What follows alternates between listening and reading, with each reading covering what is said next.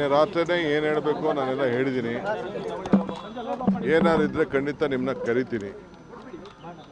So ಅಂಥದ್ದೇನು ಹೊಸ್ತೇನಿಲ್ಲ. ಈಗ nano conference ಇದೆ, ಅದಕ್ಕೆ ಇನಾಗ್ರೇಟ್ ಮಾಡಬೇಕಾಗಿದೆ. ಕೆಲವು ಎಂಗೇಜ್ಮೆಂಟ್ಸ್ ಇದೆ, ಕೆಲವು ರಿವ್ಯೂಸ್ ಇದೆ.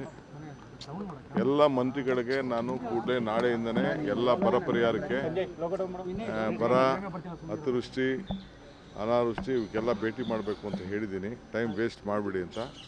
ಸೊ ನಾಳೆಯಿಂದನೇ ಎಲ್ಲ ಜಿಲ್ಲೆಗಳಿಗೆ ಹೋಗಬೇಕು ಅಂತ, ಎಲ್ಲ ಆಫೀಸರ್ಸ್ಗೂ ಎಲ್ಲ ಸೈಟ್ ವಿಸಿಟ್ಗೆ ಏರ್ಪಾಡು ಮಾಡಬೇಕು ಅಂತ ಇನ್ಸ್ಟ್ರಕ್ಷನ್ ಕೊಟ್ಟಿದ್ದೀನಿ. ಸೊ ಆ ಕೆಲಸದಲ್ಲಿ ಎಲ್ಲರೂ ಕೂಡ ತೊಡಗ್ತಾರೆ, ಎಲ್ಲ ಜಿಲ್ಲೆಗೆ ಹೋಗಬೇಕು. ಸಾಮೂಹಿಕ ರಾಜೀನಾಮೆ ಕೊಡಲಿಕ್ಕೆಲ್ಲ ಮುಂದಾಗಿದ್ದಾರೆ ಸರ್. ಯಾರು ನೋಡಿ, ರಾಜೀನಾಮೆ ಕೊಡೋರು ಇವೆಲ್ಲ ರಾಜಕೀಯದಲ್ಲಿ ನಡೀತಾ ಇರೋದು.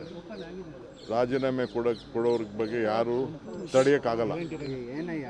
ಪಾರ್ಟಿ ಬೇಕು, ಅವ್ರಿಗೂ ಭವಿಷ್ಯ ಬೇಕು ಅಂತಂದರೆ ಪಕ್ಷ ಇದ್ದರೆ ಇದು. ನನಗೆ ರಾಜೀನಾಮೆ ಕೊಡ್ಬೋದಾಯ್ತಲ್ಲ. ನಾನು ಧರ್ಮಸಿಂಗ್ ಕಾಲದಲ್ಲಿ, ಬೇರೆ ಕಾಲ, ಸಿದ್ದರಾಮಯ್ಯವ್ರ ಕಾಲದಲ್ಲಿ ಎಲ್ಲ ನನ್ನ ಮಂತ್ರಿಗೆ ತಪ್ಪಿಸ್ತಾರಾದಾಗ ನಾನು ಪರಮೇಶ್ವರ್ ಇಬ್ಬರು ತಾಳ್ಮೆಯಿಂದ ಇರಲಿಲ್ವಾ?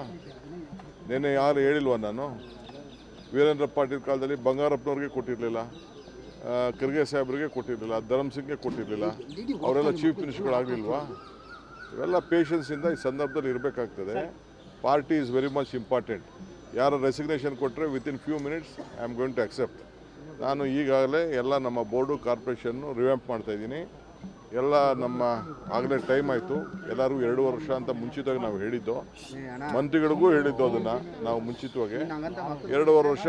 ಈಗ ಎಲ್ಲರೂ ಕೂಡ ನಾನು ರೆಸಿಗ್ನೇಷನ್ ಸಬ್ಮಿಟ್ ಮಾಡಿ ಅಂತ ಅಂದ್ಬಿಟ್ಟು ಬೋರ್ಡು, ಕಾರ್ಪೊರೇಷನ್ಗೆ ಫಸ್ಟು ನಮ್ಮ ವರ್ಕರ್ಸ್ಗೆ ಹೇಳ್ತೀನಿ. ವರ್ಕರ್ಸ್ ಎಲ್ಲ ಫಸ್ಟು ಫಿಲಪ್ ಮಾಡ್ತೀನಿ. ಆಮೇಲೆ MLAsನ ಕರೆದು ಒಬ್ಬೊಬ್ಬರನ್ನೇ ಮಾತಾಡ್ತೀನಿ. ಉತ್ತಮ ಸಂಸ್ಕಾರಯುತ ಶಿಕ್ಷಣದೊಂದಿಗೆ VSS English medium CBSE school, Udupi, Muddur. ನರ್ಸರಿಯಿಂದ 10ನೇ ತರಗತಿವರೆಗೆ ಶಿಕ್ಷಣದ ಜೊತೆಗೆ 5ರಿಂದ 10ನೇ ತರಗತಿವರೆಗಿನ ವಿದ್ಯಾರ್ಥಿನಿಯರಿಗೆ ಉತ್ತಮ ಹಾಸ್ಟೆಲ್ ಸೌಲಭ್ಯವೂ ಇದೆ.